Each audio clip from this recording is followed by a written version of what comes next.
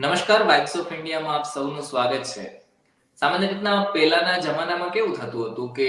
કંઈક થાય ને તો રાજા પાસે જતા હતા, પોતાની વાત મૂકતા હતા અને રાજા પછી એનું સમાધાન કરતા હતા મંત્રીમંડળ પાસેથી. હવે એનો કોન્સેપ્ટ અત્યારે છે ને જન દરબાર કરીને ચાલે છે. ઘણા બધા રાજ્યોમાં છે લોક દરબાર, જન દરબાર જે કંઈ પણ એને કહેવામાં આવે છે. કે જ્યાં અધિકારીઓ વગેરે હોય છે એમની પાસે લોકો જાય છે પોતાની સમસ્યાઓ લઈને, ત્યાં સમાધાન થાય છે. પણ જો કદાચ ને સમાધાન ન થાય તો પછી એ માણસ જાય ક્યાં? તો એ જાય છે મીડિયા પાસે. અને આપણે જ લોક દરબાર જેવું એક માધ્યમ એક ઊભું કર્યું છે અને એમાં એક ગંભીર વિષય ઉપર વાત કરવી છે. હમણાં થોડા સમય પહેલા અમને ફોન આવ્યો હતો પ્રફુલભાઈ જલુનો, જે એક જાગૃત નાગરિક છે અને માણાવદરના છે. એમણે કહ્યું હતું કે માણાવદરમાં અમુક ભ્રષ્ટાચારો ચાલે છે, એ વિષય ઉપર મારે વાતચીત કરવી છે. તો આજના દિવસમાં પ્રફુલભાઈ જલુ સાથે જ વાત કરીએ કે પ્રફુલભાઈ જલુ જે સામાન્ય નાગરિક છે, જાગૃત નાગરિક છે, એમનું શું કહેવું છે, માણાવદરમાં કઈ રીતના ભ્રષ્ટાચાર ચાલી રહ્યો છે, એ તમામ વિષયો પર વાતચીત કરીએ. અને એના પછી આ તમામ જે વાતચીત છે એ જો સાચી હશે, હકીકત હશે, તો એ પણ ગુજરાતના જેટલા પણ લોકો છે એમને દેખાડીશું. પ્રફુલભાઈ, સ્વાગત છે આપનું વાઇબ્સ ઓફ ઇન્ડિયામાં. તમે જે રીતના વાત રાખી હતી કે માણાવદરમાં ભ્રષ્ટાચાર થાય છે, બહુ ગંભીર આક્ષેપ લગાવ્યા છે તમે. સૌથી પહેલા તો જણાવો કે એ આક્ષેપો શું છે અને કઈ રીતના ભ્રષ્ટાચાર થઈ રહ્યો છે. સાહેબ, મારો આક્ષેપ એવો છે કે માણાવદર નગરપાલિકાના ટૂંકમાં એક બે એજન્સીઓ જ મિલીભગત કરીને કામ કરે છે, જે અહીંના લોકલ વ્યક્તિ છે. એ દરમિયાન આપણે જે ગામમાં કામગીરી થતી હોય તે જોતા હોય, એમાં ક્યાંય સાહેબ કોઈ વસ્તુ લીગલી નથી. બધી એસ્ટિમેટની અલગ જ વસ્તુ આછી કરીને મૂકી દે અને કેવું કે કામ થઈ ગયું, પેમેન્ટ લઈ લે, બસ આ કામ થાય છે. જેમાં આપણે નલ સે જલની કામગીરી જોઈએ તો 9 કરોડનો પ્રોજેક્ટ હતો, એ 20% ઓન આપ્યો સરકારે, 11 કરોડ રૂપિયા આપે છે એના. જેમાં અત્યારે આપણે જોવા જઈએ, દરેક ગલીમાં જઈએ એટલે માણસો ભેગા થઈ જાય, આપણને કહે કે ભાઈ આ અમારા નલ કનેક્શન તૂટેલા છે, અમારા ભૂગર્ભ ગટરના પાઇપ રિપેરિંગ નથી કર્યા, પાઇપ નાખ્યા પછી જે સિમેન્ટ કોપરેટ કરવાનું હોય એ પ્રોપર નથી કર્યું, અત્યારે તૂટી ગયું, 6 મહિના થયા તૂટી ગયું. પછી લાઈન જે નાખવાની હોય સ્ટ્રેટ નાખવાની હોય, એટલે સીધી નાખવાની હોય, એની બદલે આડે આવડી સાપ જે માઇલો જતો એ રીતના. એનાથી શું થાય છે, ભવિષ્યમાં માથે રોડ થઈ જાય તો લાઈન રિપેર ક્યાંક લીકેજ થઈ તો રિપેર કઈ રીતના કરવી, ક્યાં લાઈન છે કેને ખબર પડશે. જે ડીપીઆર હોય પ્લાન મુજબ લાઈન નાખવામાં નથી. ટાંકા બનાવવામાં આવે તો કોન્ક્રીટ જેમ આવે બનાવી નાખી દેવો અને પછી થીગડા મારવા, એ કોઈ લાયકાત ન કહેવાય કોઈ. પછી સાહેબ મારા આક્ષેપ એવો છે કે અગાઉ અમારે જ્યારે 4.5 કરોડનો પ્રોજેક્ટનો આપણે ટેન્ડર બહાર પાડ્યું હતું, એમાં મેં 3 અરજી કરેલી હતી કે ભાઈ તમે જે નિવિદા જાહેર કરી છે એ ખોટી છે. એમાં તમારે જે તમે પેકેજ કર્યું છે જે તે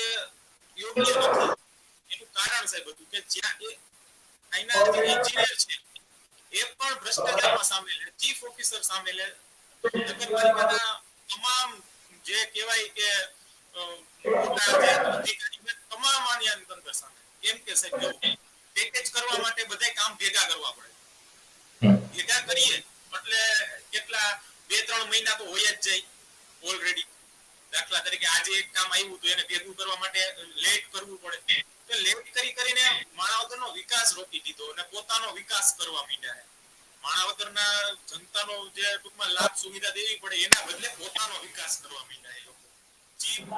પછી એન્જિનિયર તમામ આના નંબર સામે લે. એ ડાયરેક્ટ પાસે શું કર્યું કે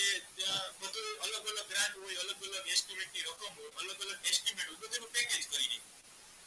પેકેજ થઈ ગયા પછી એને ટેન્ડર બહાર પાડ્યું કે એમાં શરત નાખી કે આપણે રેડી મિક્સ કોન્ક્રીટ આવે ને એનો પ્લાન્ટ હોવો જોઈએ ફરજિયાત. પછી સાઇટ વિઝિટ રિપોર્ટ હોવો જોઈએ. પછી એમાં શું કહેવાય આનાથી જ કામ કરવું એમ આરએમસી પ્લાન્ટ હોય ને એનાથી રેડી મિક્સ કોન્ક્રીટ આવે એનાથી જ કામ કરવું. એની બદલે મિલરથી કામ થાય છે તમારે તો અહીંયા. તો એ શરતનો મતલબ સરકારશ્રીનો પરિપત્ર પણ છે કે 10 કરોડની ઉપર કામગીરી હોય તો જ આપણે આરએમસી પ્લાન્ટની રિક્વાયરમેન્ટ રાખવાની, બાકી નહીં. તેમ છતાં હાલે. એમાં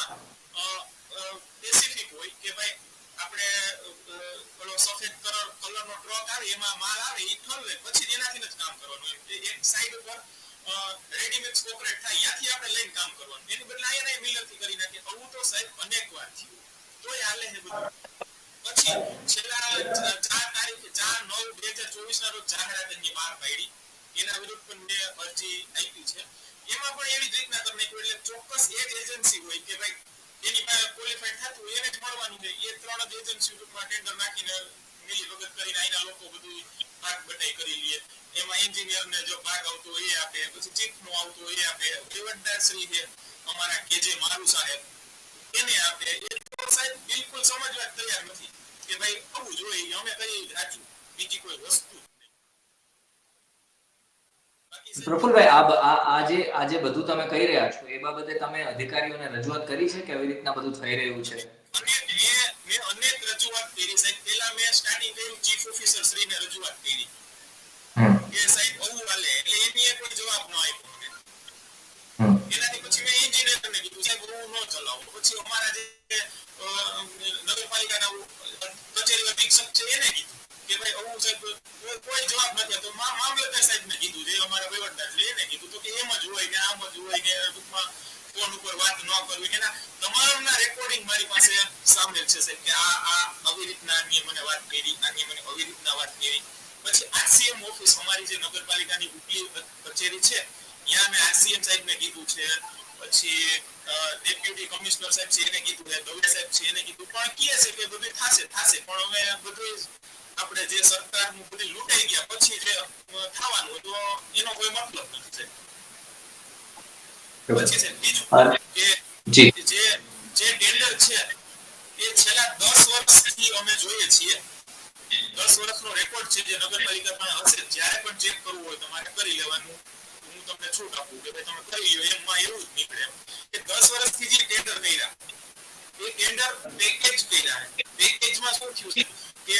કોણ જ ટેન્ડર આવ્યા દાખલા તરીકે 100% ની રકમના પ્લસ માઇનસમાં આપણે ભરવાના હોય કે 10% હું ઓછા પૈસાથી ભરીશ કે 10% વધુ પૈસાથી ભરીશ એ XYZ ને જે પોસાતા ભાવે ભરવાનું હોય તો આવા પેકેજ કરી ગોઠવણી વાળા કામ છે ને સાહેબ એ ઓલરેડી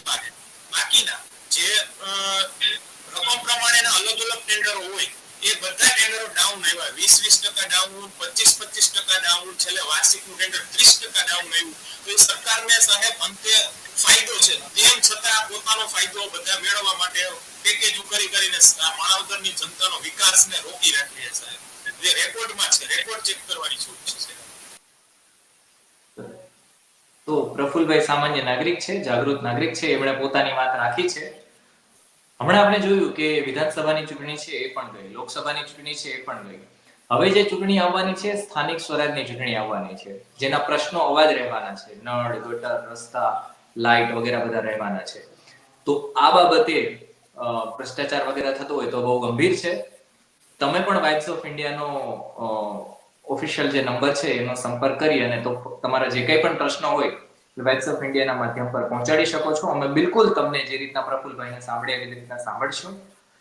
જોડાયેલા રહેજો વાઇબ્સ ઓફ ઇન્ડિયા સાથે અને જેટલા પણ લોકો છે